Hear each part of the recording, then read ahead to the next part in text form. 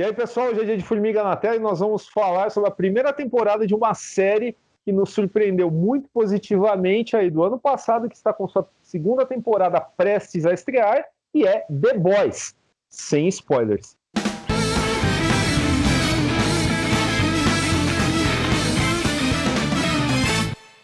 Bom, não é surpresa, tá?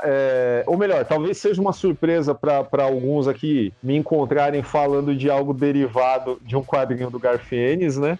É uma piada até interna nossa, assim, a falta de disposição que eu tenho com o trabalho do cara, né? Mas qual é a parada aqui no caso? Antes da gente entrar na sinopse da série, né?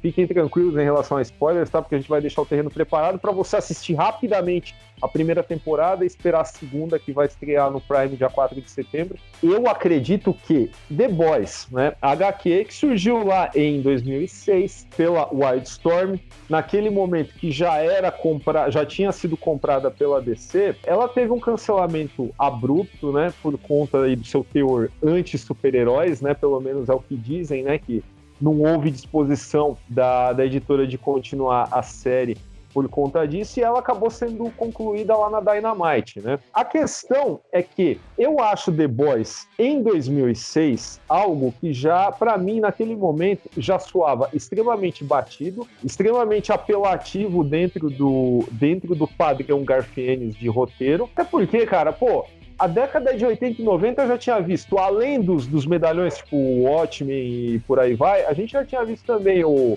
Martial Law, já tínhamos visto o Brat Pack, do Rick Veitch, também, que é exatamente a mesma pegada ali do The Boys, aquela questão de cultura de celebridade e tal.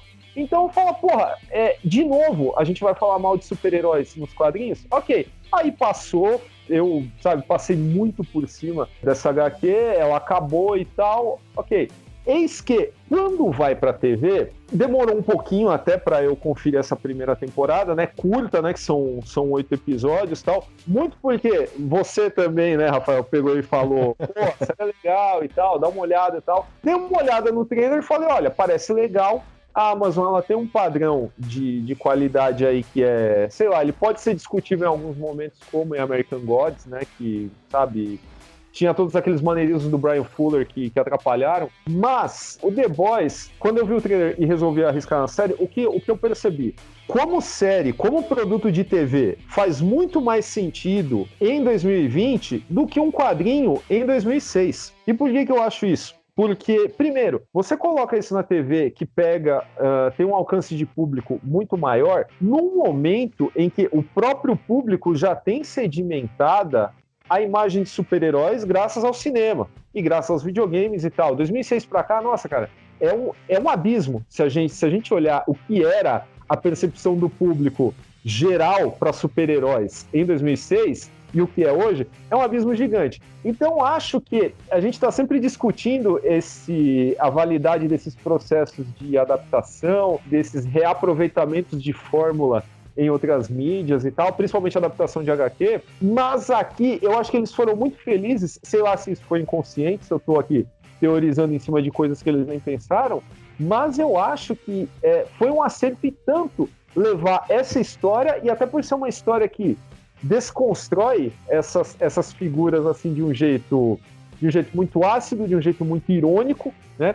Mas a série, ela acerta porque ela nunca descamba para uma comédia, para um pastelão violento, como eu acho que a maioria das HQs do Garfienes acaba fazendo. E aí a gente pode dar a sinopse, finalmente, né? Caso alguém não saiba do que a gente está falando ainda. Então, a sinopse é: você tem um mocinho chamado Hugh Campbell, que é um técnico em eletrônica comum, que perde a namorada dele em um acidente relacionado com super-heróis que existem e são celebridades nesse mundo. Esses super-heróis são capitaneados principalmente pela figura dos Sete, que são o grande grupo de super-heróis que existe nesse mundo, e eles não são nada senão um grande pastiche, uma grande paródia, não vou dizer sátira, né, porque não há essa intenção, mas é uma grande paródia da Liga da Justiça. Você tem o análogo do Superman, você tem o análogo da Mulher Maravilha, do Batman. O personagem, o super-herói envolvido no acidente em questão com esse rapaz, o Hugh Campbell, é o análogo do Flash, o A-Train. A partir do momento em que o Hugh ele perde a sua namorada, ele é procurado por um sujeito chamado Brutus. O que é, assim, já é foda, né? Essas traduções de nome, elas me incomodam um pouco, né? Que Billy Butcher virou Billy Bruto, né? Então. Mas, enfim, esse Billy, ele tem um grupo, sim, bastante nas sombras, que a gente aprende a chamar de os rapazes, os garotos, The Boys. E a missão deles é caçar super-heróis, porque o Billy sabe a verdade. Esses super-heróis são um bando de canalhas. Eles são servos de uma mega corporação inescrupulosa que, posteriormente, a gente vai descobrir que é muito mais, inclusive, do que inescrupulosa. E o enredo se desenvolve no conflito entre essas figuras superpoderosas e esses caras comuns, mas que é um conflito que acaba sendo muito mais equilibrado e muito mais divertido do que dá para imaginar a uma primeira vista. Você deu algumas referências muito bacanas. The Boys, do Garth Ennis, o quadrinho. Na verdade, você falou, né, que você não morre de amores. Acho que nós somos a pior dupla para falar de qualquer coisa do Garth Ennis, porque você sabe que eu também não sou o maior fã da Terra dele, não morro de amores pelos trampos dele. Acho muitas coisas muito banais. Mas acho que muitos dos trampos autorais dele são bem, bem fraquinhos, The Boys incluso. E por que eu acho The Boys incluso? Porque você mencionou lá o Watchmen. O Watchmen foi o ponto alto desse movimento desconstrucionista dos quadrinhos. Só que o Watchmen foi em 86, cara.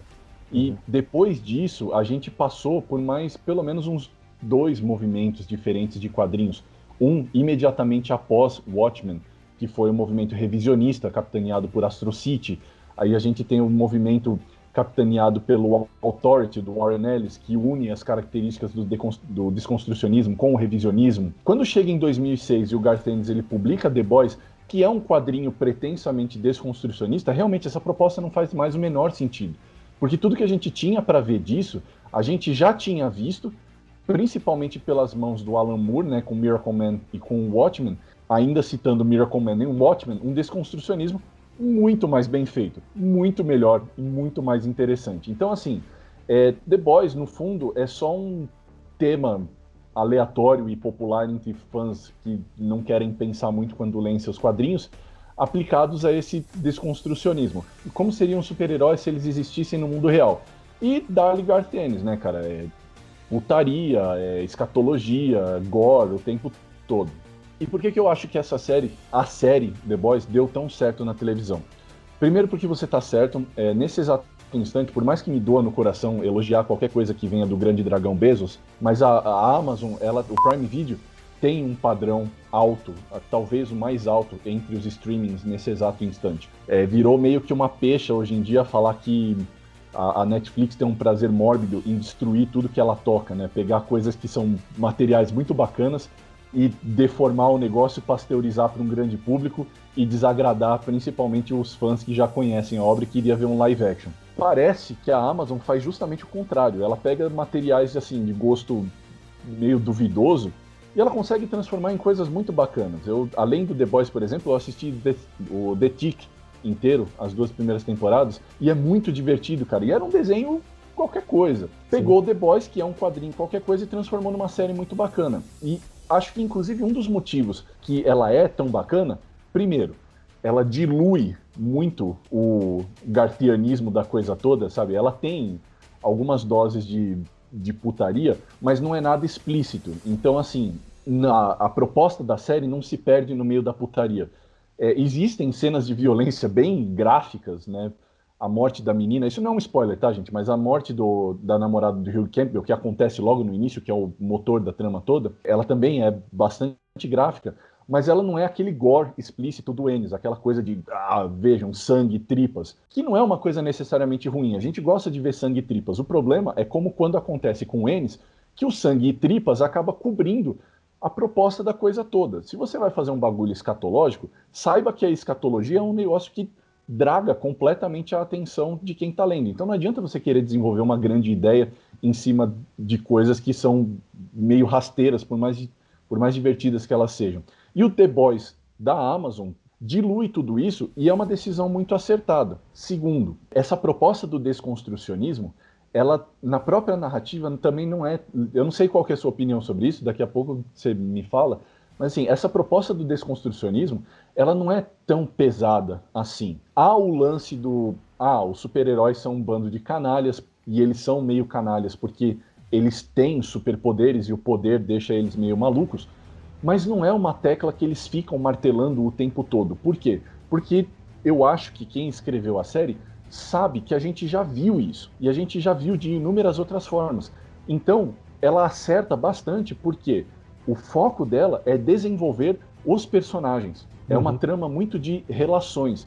Inclusive, há espaço para desenvolvimento de personalidades, principalmente do set, né? Se a gente for comparar, por exemplo, a série com os quadrinhos, há um desenvolvimento de personalidade muito mais interessante na série do que nos quadrinhos. Isso é uma decisão acertada porque você consegue se envolver com esses personagens. Mesmo com alguns do set, que a gente entende desde o primeiro instante que são canalhas, que são meio sociopatas, você entende que são pessoas que têm nuances. E mesmo sabendo que eles são os vilões da trama, e isso é uma definição meio elusiva, o que é muito bom, de novo, você consegue se relacionar com eles. Ou seja, minha visão da série, eles pegaram tudo que a HQ tinha de bom e deixaram na HQ tudo que ela tinha de ruim. Foi um grande acerto da Amazon, eu tô com bastante expectativa para a segunda temporada, principalmente porque a gente não vai entrar em spoilers, mas assim, o cliffhanger da primeira temporada é muito interessante e eu quero muito saber como eles vão desenvolver isso, porque, de novo, tá muito relacionado a essa coisa de você pegar um personagem, provavelmente o mais sociopata de todos eles, que é o Homelander, né, o Capitão Pátria, na tradução em português, e dar nuances a ele que você não esperaria. Então, hands down, The Boys é uma série muito bacana. Não, e mais legal ainda é que, assim, você falou do deixar o que a HQ tinha de ruim pra lá. Vou citar algumas coisas nominalmente que não são spoilers, tá? São coisas que você percebe direto no primeiro episódio, né? Vou começar pelo personagem principal, né? Que é o Hugh, né? Que na HQ foi representado como um cara com muito mais visual e atitude de loser mesmo, né? Do que na própria série, né? O que evita que aquilo caia num estereótipo idiota. Mas assim, o Hugh da HQ, ele é baseado no Simon Pegg, né? Sendo que o Simon Pegg hoje ele é um pouco velho, né, para fazer esse tipo de papel. Então eles colocaram alguém mais jovem, mas deram um jeito de colocar o Simon Pegg na série, né, fazendo uma participação bacana, relacionada diretamente com o personagem Hugh da série. Isso ficou bem bacana. Agora, uma coisa assim que eu acho fantástica. Na série optou-se pelas características humanas do grupo. Ou seja, nos quadrinhos eles usavam o tal do composto V, era usado pelos rapazes na HQ, o que fazia com que eles pudessem, em determinados momentos, ter conflitos físicos com os heróis. O que não faria o menor sentido, cara, porque o que separa essas pessoas aí que detestam super-heróis dos super-heróis se elas também têm superpoderes, né? Então acho que a série ela traz esse conflito bacana, né? Do cara comum versus o lance semidivino, tal, que tem lá suas licenças poéticas, né? A gente sabe que um cara como Homelander, se ele quisesse, ele encontrava aqueles caras assim, num piscar de olhos, mas a gente aguenta o Batman engambelando o Superman há 80 anos nas HQs, né? Por que a gente não vai passar por cima disso? E mais ainda, cara, eu acho que, antes de falar das competências técnicas, visuais e textuais da série, né? Também é bom falar que, no teor, a série, ela acaba sendo, fugindo do desconstrucionismo que eu citei aí, você reforçou depois, ela acaba sendo muito mais uma crítica ao próprio país Estados Unidos, do que propriamente a figura do super-herói. A figura do super-herói, ela tá lá tipo, para representar um tipo de comportamento de política externa e um tipo de cultura de celebridade, né, que existe ali principalmente nos Estados Unidos e nos outros países que são paga-paus dos Estados Unidos, é que eles acabam sei lá, assimilando essa cultura também. Mas é um negócio deles também, né? Não tem como dissociar isso. E mais ainda, cara, eu acho que nesse caminho abrem-se algumas outras abas nessa história para discutir certos problemas atuais, como, por exemplo, dentro dessa cultura corporativa, dessa cultura de celebridade também, questões de, sutilmente, sem tomar tanto espaço, porque o foco da série não é esse, há momentos em que ela vai tocar em questões feministas, em questões de assédio, e tudo isso, cara, fazendo com que ela seja até... Ela é, nessa sutileza, cara, nessa humildade de tocar assim por cima desses tópicos, ela acaba sendo mais relevante que muita série metida à besta. Eu não vou citar o nome aqui, tá? Mas estou falando de uma série do ano passado aí que a gente já falou, não aqui no canal, mas no podcast, tá? Quem souber quem é, quiser falar aí nos comentários, fica à vontade. Mas enfim, o Rafael já deve ter entendido, né, o que eu tô falando. Mas eu acho que, assim, na brincadeira, na humildade, né, na falta de uma palavra melhor, os caras, eles conseguem trazer mais profundidade do que muita série que, sabe, martela isso na tua cabeça. E por que a gente compra essa parada aí? Por que a gente, sabe, é levado por 8 episódios que são um pouquinho longos, né? Eles têm 1 hora cada um. Cara, o elenco é muito carismático, vamos falar a verdade, sabe? Eles conseguiram juntar um grupo assim que é fantástico. E o Karl Urban, cara, ele tá fantástico no papel de Billy, cara. Putz, me surpreendeu positivamente, cara. Quando ele apareceu na série, eu já achei que já deu uma subida bacana assim no clima da série. E conforme a gente vai se envolvendo, vai entrando nas aspirações também da galera do set também, né? Principalmente Homelander, né? Que você já falou que ganha um desenvolvimento mais legal do que nas HQs, e é verdade. E a gente tá fisgado até chegar numa season finale que é realmente, olha, os caras, eles escolheram o momento certo para encerrar essa temporada, cara. Então, assim, tô muito ansioso também para continuar vendo. Aliás, quando eu terminei de ver a primeira temporada, eu já falei, caramba, deixa eu ver mais um, porque já tinha lá o episódio 0 da segunda temporada, que é o trailer, né? Aí fui lá e falei, caralho, não tem ainda. Porra, ainda vou ter que esperar tipo um mês. Dói, né? Primeiro, um parênteses, você falou do Karl Urban. Pra mim, esse cara é um dos atores mais subestimados de Hollywood, e ele é visivelmente um nerdaço, assim, dos piores que existem, né? Porque a gente tá falando do cara que interpretou Elmer em O Senhor dos Anéis, o Juiz Dredd, o Bones McCoy no track do J.J. Abrams, e agora uma HQ do Garth Ennis. Ou seja, ele gosta dessas porras, né, cara? Ele gosta desse bagulho. Mas realmente é um elenco fantástico. A produção como um todo, cara, ela tem um ritmo muito bacana. Eu acho que ela acerta muito na narrativa, de novo, ao deixar muito do garthianismo de lado e ao dar um tom próprio para a série. É complicado a gente não falar de cenas, mas assim, tem um momento, o Daniel vai saber do que eu tô falando, tem um momento que envolve algo que deveria ser o grande momento super-heróico da temporada, envolvendo o Homelander e a Maeve, né, que é o análogo da Mulher Maravilha, que eles deveriam ter um grande ato super-heróico e que termina de uma maneira tão abjeta, mas ela não é abjeta porque os caras, eles são sociopatas como eles são na HQ do Ennis, do tipo, foda-se essa porra, eles que se virem, não sei o que, vamos rir disso que tá acontecendo, porque nós somos maus. Não, essa cena, ela tem uma série de nuances e ela provoca, assim, sentimentos muito conflitantes no espectador, porque ela quebra uma série de expectativas em relação a esses personagens de maneiras muito sutis. Isso mostra que os caras estão preocupados em desenvolver esses personagens. E como o Daniel falou, de fato, tem uma série de implicações práticas no momento que a gente está vivendo, em críticas bastante agudas em relação a alguns comportamentos tipicamente imperialistas dos americanos, envolvendo corporativismo, envolvendo ingerência militar em outros países, envolvendo subterfúgios jurídicos para ciência praticada sem ética. Todo esse tipo de coisa que a gente está acostumado a ver em noticiários envolvendo bilionários ou pessoas extremamente poderosas, em The Boys, os super-heróis são usados como metáfora para isso. Só que, de novo, os roteiristas sabem que esses temas já foram trabalhados usando a metáfora dos super-heróis à exaustão.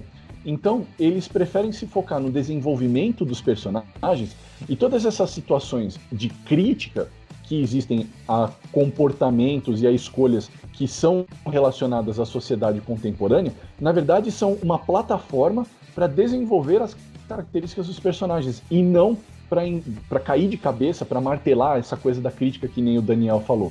Inclusive, mesmo essa cena envolvendo a Starlight, que tem a ver com essa questão de assédio, que inclusive talvez o amigo espectador que ainda não tenha assistido a série saiba do que a gente está falando, porque foi uma questão muito polêmica quando a série estava sendo produzida, porque a galera estava pensando se ela ia ser adaptada ou não, porque aquela cena é gartianismo puro. Na HQ, a menina, a Starlight, ela faz um cara e a coisa acontece do jeito mais explícito possível, porque o Garth Ennis não tem limites. Só que assim, na HQ, isso é só um gartianismo, isso é só uma bobagem explícita do Ennis achando que vai chocar alguém em 2006 com um numa HQ. Cresce, né, cara? E na série, isso é reconfigurado, essa cena ela é reinterpretada de uma forma cujo impacto, cuja mensagem acaba sendo muito mais importante do que a ação conforme ela é desenvolvida em si. De novo, isso não é um spoiler, porque na série acontece de um jeito completamente diferente, tá, gente? Então, assim, melhor, inclusive, que é por isso que eu tô falando sobre ela.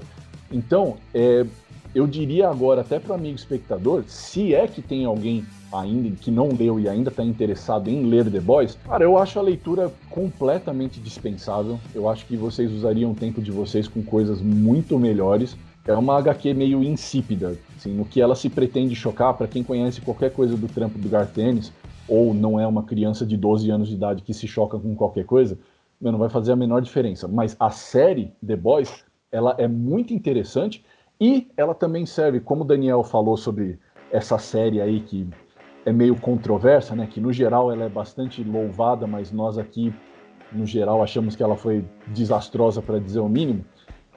The Boys acaba servindo como um ponto fora da curva nessas representações de super-heróis, pós-universo compartilhado da Marvel, né? Que nem o Daniel falou, em 2006 isso já não fazia mais sentido, e depois, hoje, a gente tem uma visão muito diferente dos super-heróis, assim, em termos de disseminação. O ponto de ruptura é 2008 com o Homem de Ferro, só que a partir de 2008, com o Homem de Ferro, o universo Marvel e o DC-verso do Zack Snyder, a gente acabou desenvolvendo uma visão meio pasteurizada, meio ingênua, meio abobalhada dos super-heróis. E eu acho que um dos grandes valores de The Boys é justamente esse, mostrar para o público que essa ideia, esse conceito de super-herói ainda tem valor. Ele ainda consegue apresentar histórias que são interessantes ao mesmo tempo que são relevantes, sem serem demasiadamente pretensiosas, nem serem completamente abobalhadas. Então é isso, pessoal. Esse foi o Formiga na Tela sobre a excelente surpresa do ano passado, The Boys primeira temporada. Acesse nosso site, formigaelétrica.com.br, procura a gente nas redes sociais, Facebook, Twitter, Instagram, que é @formiga.elétrica. Manda um e-mail para nós, na tela, @formigaelétrica.com.br. Se inscreve aí no canal, curta o vídeo, comenta, fala aí se você já viu a série, o que você acha dela, o que você está esperando para a segunda temporada, se você quer que a gente fale sobre a segunda temporada depois que ela sair, e por aí vai. Procura a gente também na nossa campanha de financiamento coletivo e recorrente no Apoia-se, www.apoia.se/Formiga Elétrica, ver se você quer contribuir com a gente, ajudar a gente no nosso projeto. E é isso, até a próxima quarta-feira, falou!